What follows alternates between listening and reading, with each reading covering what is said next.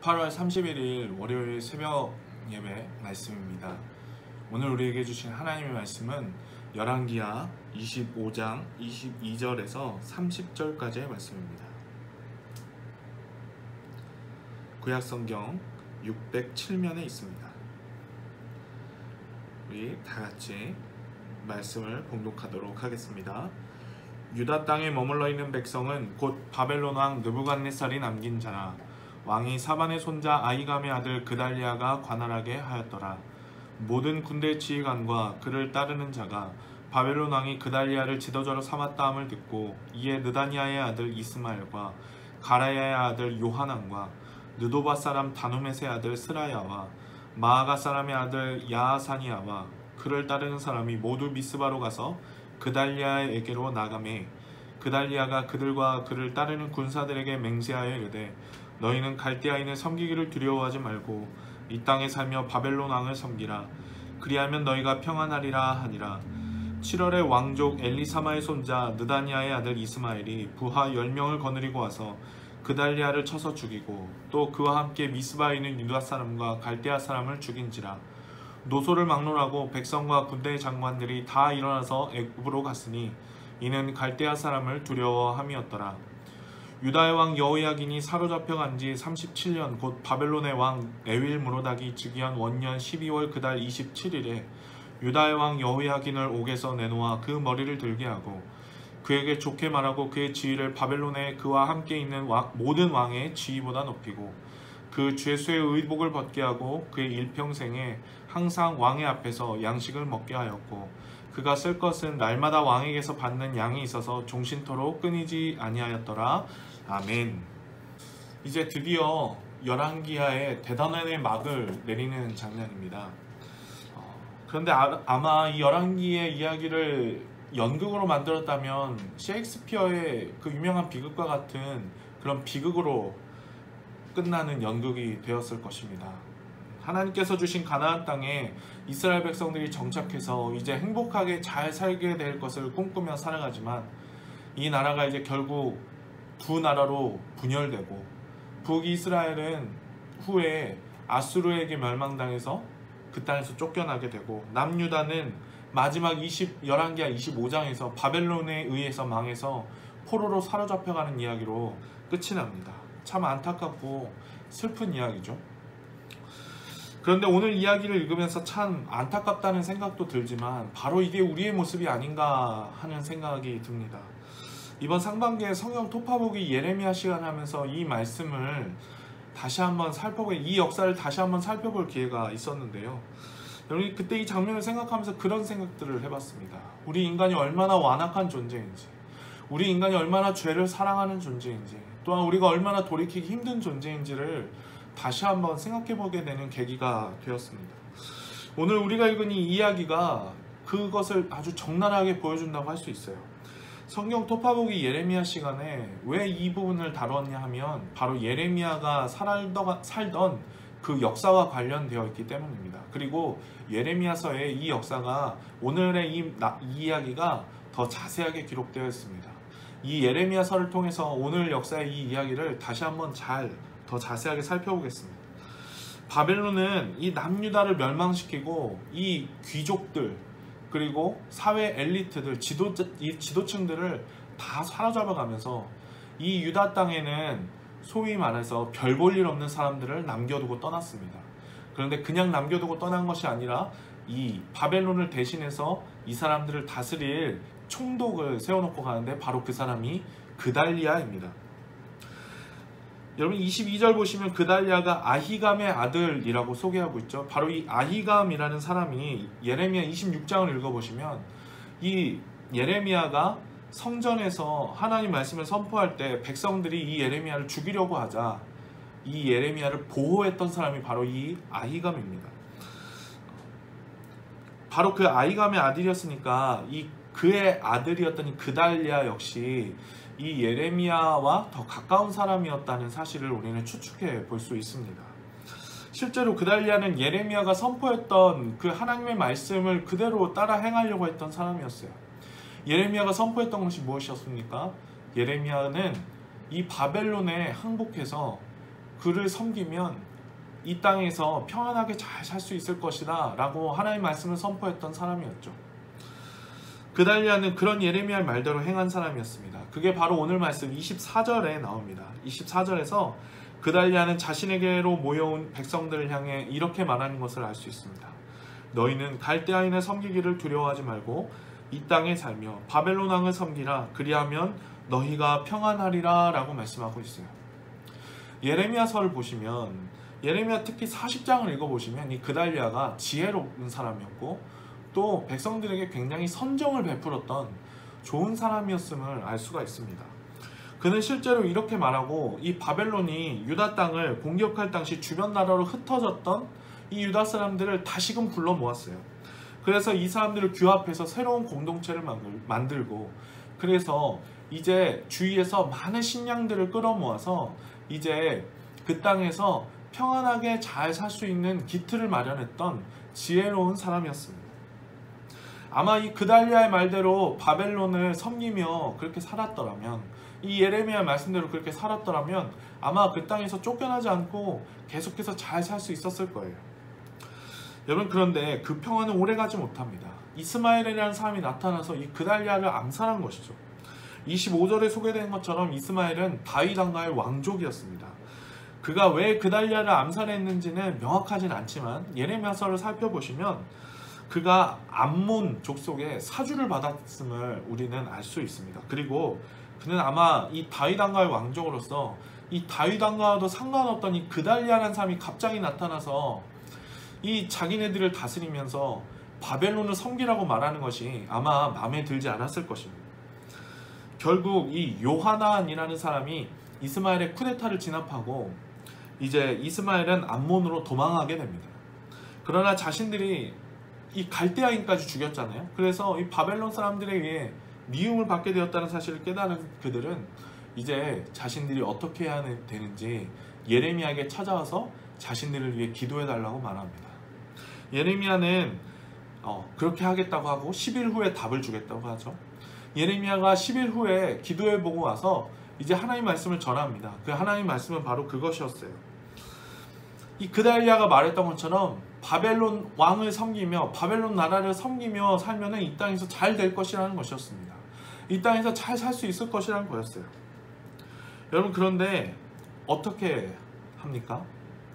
이 예레미야의 말을 듣지 않습니다. 그 사람들은 이 예레미야에게 하나님의 뜻을 간구했던 그 모습은 온데간데 없어져 버리고 어느새 그 예레미야를 오히려 겁박하고 그를 같이 끌고 애굽으로 도망해버리는 이야기가 바로 오늘 이야기입니다. 처음부터 그들에게 이 하나님의 말씀을 순종하려고 했던 마음이 없었던 것이죠.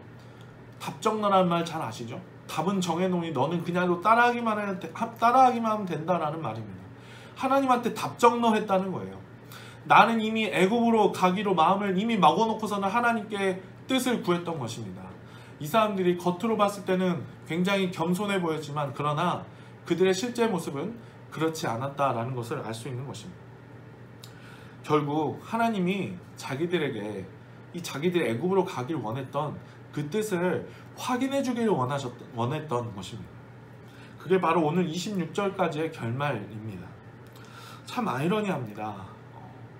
하나님은 이 자기 백성을 애굽에서 자꾸 이끌어내세요. 애굽에서 이끌어내십니다. 이스라엘 백성의 이 선조였던 아브라함도 그랬고 이삭도 그러지 않았습니까?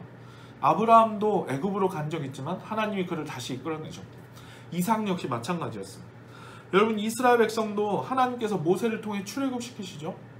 성경에서 애굽은요 바로 상징이에요. 어떤 상징이냐면 내가 하나님 믿기 이전의 상태를 상징하는 곳입니다.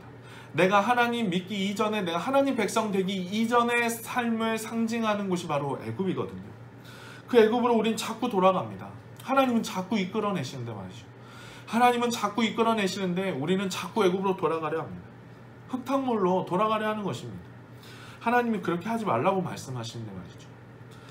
사람이 얼마나 어리석은 데다가 완악하며 완고하고 고집이 센지. 여러분 하나님은 바벨론을 섬기면 그 땅에서 잘 살 수 있을 것이라 계속해서 말씀하시는데 유다 사람들 어떻습니까? 자신의 그 알량한 선민의식과 자존심 때문에 결국 그 하나님 말씀을 지키는데 실패합니다. 그 말씀을 어기고 그달리아를 죽여가면서 기어코 애굽으로 돌아가고야마는 그 모습이 바로 오늘 말씀의 이야기입니다. 그런데 혹시 이것이 우리의 모습은 아닙니까? 우리가 자꾸 그렇게 죄악으로 돌아가려고 하는 마음, 죄악을 사랑하고 그리고 그 죄악대로 행하려고 하는, 그리고 하나님의 뜻대로 순종하기보다는 하나님을 내 방식대로 이용해 먹으려고 하는 마음이 우리 안에 혹시 있지는 않습니까? 오늘 말씀은 우리 안에 그런 성향이 얼마나 뿌리 깊은 성향인지를 적나라하게 고발하고 있습니다. 사랑하는 우리 성도님 여러분, 혹시 오늘 이야기의 이 유다 사람들의 이야기가 나의 이야기는 아닌지 자신을 돌아보실 수 있기를 소망합니다. 내 안에 죄악을 사랑하고 자꾸 애굽으로 돌아가려 하는 마음이 우리 안에 있지는 않은지 여러분 우리 자신을 돌아보기를 바랍니다. 하나님 말씀에 순종하기보다 하나님을 내 방식대로 이용해 먹으려 하는 그런 성향이 내 안에 있지는 않았는지, 나의 기도 생활이 혹시 그런 것은 아닌지, 하나님 말씀에 듣기보다 하나님을 내 뜻을 이루려 하는데 이용하려 하는 그런 기도를 하고 있지는 않은지 우리 자신을 돌아보실 수 있기 바라요. 여러분, 이렇게 열왕기는 인간이 하나님을 따르고 순종하는데 실패한 이야기로 끝나지만, 그러나 이러한 완전한 비극으로 끝나지는 않습니다. 이대로 끝났다면 비극이었겠지만 마치 잘린 나무 그루터기에서 새로운 싹이 돋아나서 새로운 나무가 자라나기 시작하는 것처럼 오늘 말씀은 그런 새로운 희망을 엿보게 하는 이야기로 끝이 납니다. 바로 여호야긴이 석방되는 이야기입니다. 여호야긴은 사실 그의 뒤에 여호야긴 뒤에 그의 숙부 시드기야가 왕으로 재위하고 있었죠. 그는 사실 그런데 시드기야는 바벨론이 세워놓은 꼭두각시 왕이었기 때문에 사실상 여호야긴은 남유다의 마지막 왕이었다고 할 수 있습니다. 느부갓네살의 1차 예루살렘 침공 때 결국 사로잡혀가서 바벨론의 포로로 끌려갔던 사람이 바로 이 여호야긴입니다. 그랬던 그가 느부갓네살의 후계자였던 에윌무로닥 왕의 즉위 원년에 풀려나게 됩니다. 석방되게 되죠. 아마도 그 이유는 성경에 나와 있지 않아서 잘 알 수 없지만, 그러나 아마 새로운 왕이 즉위할 때 세금을 감면해주고 백성들에게 떡과 고기를 나눠줬던 고대의 풍습과 같은 그런 일이지 않았을까 추측해 볼 수 있습니다. 바벨론이 그런데 설마 유다 사람들을 위해서 그렇게 석방했겠어요? 결국은 자신들을 위해서 그렇게 한 건 아니겠습니까? 자신들이 관대하다는 것을 보여주기 위해서 말이죠. 여러분, 그런데 우리는 여기에서 뒤에서 역사하시는 이 하나님의 역사하심과 인도하심을 보게 됩니다. 열왕기의 맨 마지막이 석방 새로운 이야기로, 이 석방의 이야기로 끝이 나면서 우리는 한 줄기 희망을 바라볼 수 있게 됩니다. 여호야긴이 풀려났던 것처럼 포로로 사로잡혀갔던 우리 많은 유다 사람들도 이젠 돌아올 수 있겠구나 라는 생각을 하게 되는 것이죠. 그래서 실제로 오늘 열왕기뿐만 아니라 역대하도 있지 않습니까? 역대하도 이 이스라엘의 역사를 다루는데 역대하의 맨 마지막에도 이렇게 끝이 납니다. 바사의 고레스 왕 원년에 여호와께서 예레미야 입으로 하신 말씀을 이루시려고 여호와께서 바사의 고레스 왕의 마음을 감동시키심에, 이렇게 말씀합니다. 여러분, 그래서 이 고레스 왕의 조서로 포로 귀환이 시작되는 것이죠. 예전에 출애굽과 같이 다시 출바벨론 하게 되는 역사가 이제 시작되게 되는 것입니다. 사랑하는 우리 성도님 여러분, 하나님은 우리를 계속해서 이렇게 이끌어내시는 분이세요. 우리의 죄악된 상태에서, 우리가 알지 못하는 상태에서 우리 하나님은 계속해서 빛으로, 죄악이 아닌 곳으로, 하나님의 품으로 자꾸 이끌어내시는 분이 바로 우리 하나님이십니다. 유다 백성들이 결국 나중에 출바벨론 하게 되는 것을 보게 되면서 우리는 자꾸 하나님을 잊어버리고 하나님을 자꾸 배반하지만, 그러나 우리 하나님은 우리에게 얼마나 끝까지 신실하신 하나님이신지를 다시 한번 생각해 보게 됩니다. 여러분, 우리를 자꾸 넘어뜨리는 이 애국과 같은 죄악에서 벗어나십시오. 그 애국과 같은 죄악을 내려놓으십시오. 자꾸 애국으로 돌아가려는 우리의 마음의 지향성을 하나님 앞에 내려놓고 회개할 수 있는 저와 우리 성도님들 다 되시기 바랍니다. 그리고 하나님께서 이끄시는 대로 나 또한 매일의 삶 가운데서 출애굽, 그리고 출 바벨론 할 수 있는 그런 삶이 될 수 있도록, 그렇게 나의 삶을 항상 그렇게 이끌어 주실 수 있도록 우리가 항상 그렇게 기도하며 나아가는 저와 우리 모든 성도님들 되시기를 주님의 이름으로 축복합니다. 다 같이 기도하시겠습니다. 하나님 아버지, 오늘 말씀을 통해 참으로 우리가 얼마나 죄악으로 돌아가려 하는 그 죄악을 사랑하는 습성이 우리 마음 가운데 얼마나 강하게 남아있는지를 다시 한번 돌아보게 하시니 참 감사합니다. 주님, 우리가 주님 앞에 겸손하게 행할 수 있게 소망합니다. 주님, 우리 마음 가운데 하나님께서 주신 그 사랑의 마음, 우리를 항상 신실하게 이끌어내시고 우리를 항상 당신의 백성으로 안아주시는 그 하나님의 은혜 가운데 우리가 늘 날마다 거할 수 있게 소망합니다. 주님, 내 안에 애국과 같은 죄악이 무엇인지, 나로 하여금 자꾸 넘어지게 만드는 애국과 같은 죄악은 무엇인지 다시 한번 돌아보게 하시고 그것을 내려놓고 회개하며 하나님 앞으로 더욱 가까이 나아가는 우리 사랑하는 모든 성도님들 다 될 수 있도록 주님 축복하여 주시옵소서. 주님, 태풍이 또한 올라오고 있다고 합니다. 우리 사랑하는 모든 성도님들 어디에서 무엇을 하는지 주님 지켜주시고, 주님, 삶의 현장 가운데서 또한 이 코로나가 만연해 있는 이 땅 가운데서 안전하게 우리 성도님들 지켜주시고 하나님께서 평안의 평안으로 인도하여 주시옵소서. 하나님께 감사드리며 예수님의 이름으로 기도합니다. 아멘.